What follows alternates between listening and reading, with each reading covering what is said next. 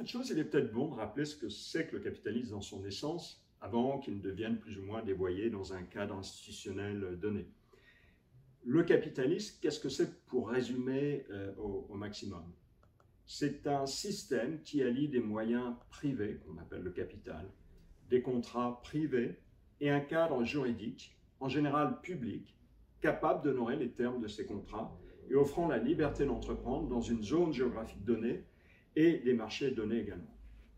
Il n'a pas de date de naissance officielle et d'une certaine manière, il a toujours existé. On sait aujourd'hui que dans sa forme moderne, permettant le commerce international, le capitalisme existe au moins depuis le Moyen-Âge. La seule ville de Florence comptait en 1318 plus de 300 tables de change, c'est-à-dire les ancêtres des banques. Les ordres de paiement, équivalents de nos chèques modernes, étaient d'usage courant. Les actions sur le capital des entreprises existaient aussi, que ce soit pour mutualiser les risques d'une expédition marchande ou partager des bénéfices, ou bien des pertes d'ailleurs, sur plusieurs années. Et on peut dater le premier marché de valeurs mobilières, actions et obligations, à une bourse établie à Bruges au XIVe siècle. Essayons maintenant de mieux comprendre le fonctionnement des marchés, qui sont le mode opératoire du capitalisme, mais qui sont distincts du capitalisme. Imaginons d'abord un échange entre deux individus de quelque nature qu'ils soient. Pourrait-on admettre qu'ils soient systématiquement contrôlés par une autorité centrale, analysés, supervisés, révisés par l'ensemble de la communauté? Dans bien des cas, l'intrusion dans la vie privée serait intolérable, mais même dans les situations où l'on pourrait a priori bénéficier des conseils du groupe de personnes le plus expérimentées, les conditions pratiques d'un tel mode de fonctionnement seraient difficilement réunies. En partant de cet exemple simple, on voit mieux pourquoi dans un système dynamique et ouvert, l'ensemble des rapports économiques, le marché, ne peut découler d'une planification centralisée, d'une optimisation imposée par le haut, et pourquoi l'information qui alimente les décisions économiques est essentiellement dispersée. Le marché doit être vu comme une procédure de découverte où une multitude d'agents économiques réagissent à des conditions nouvelles et dynamiques par un traitement de l'information qui est fondamentalement local et qu'il est physiquement impossible de centraliser de façon simultanée. Il faudra donc garder en mémoire tous les avantages d'un tel fonctionnement des marchés quand on sera confronté à des objections parfois plus idéologiques que techniques sur le fonctionnement des marchés et du capitalisme en général. La critique du capitalisme a pris toute son ampleur dès les débuts de la révolution industrielle, mais elle trouve en fait ses origines dans l'Antiquité, par une sorte de mépris de classe, pourrait-on dire, qui fait dire à Cicéron que le travail salarié manuel est assimilable à de l'esclavage. Le travail salarié est tolérable pour ceux qui tolèrent l'esclavage, mais il est jugé incompatible par Aristote, par exemple, avec une participation active au débat politique, puisqu'on manque alors du temps libre nécessaire. Le grand changement opéré par les philosophes à partir de la seconde moitié du XVIIIe siècle, c'est précisément de réconcilier le citoyen et le salarié.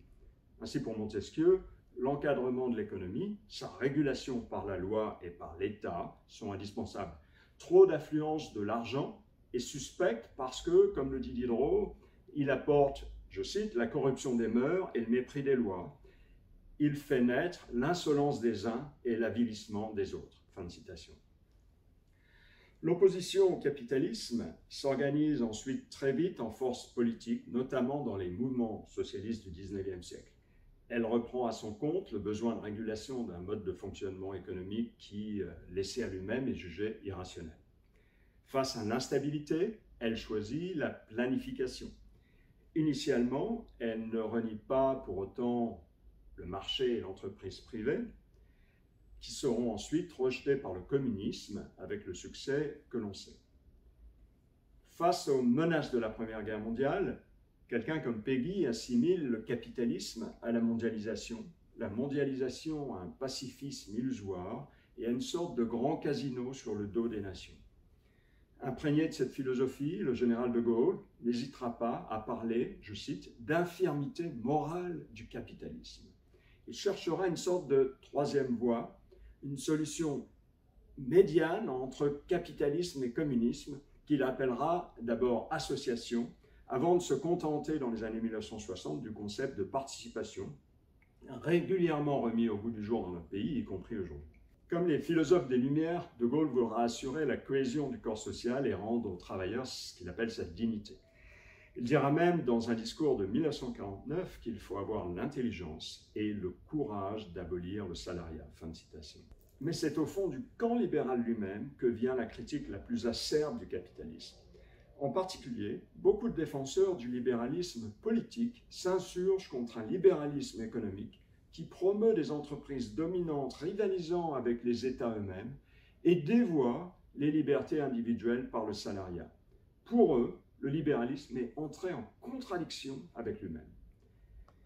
Et c'est en libéral au sens premier du terme que Bertrand Russell pose les questions fondamentales comme les institutions politiques et sociales doivent être jugées d'après le bien ou le mal qu'elles font aux individus, je cite. Encouragent-elles la créativité plutôt que la possessivité? Incarnent-elles ou promeuvent-elles un esprit de respect envers les êtres humains? Et enfin, préservent-elles le respect de soi? Fin de citation. Mais nous avertit Raymond Aron, certes l'industrie, et je cite, l'industrie crée une société où les relations deviennent anonymes, où les hommes travaillent dans des ensembles gigantesques, où la communauté close et étroite disparaît, et où par conséquent il y a une nostalgie, soit de participation, soit de signification au-delà du travail.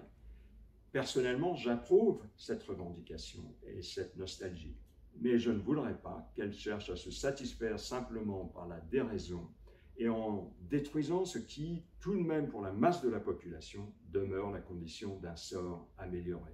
Fin de citation.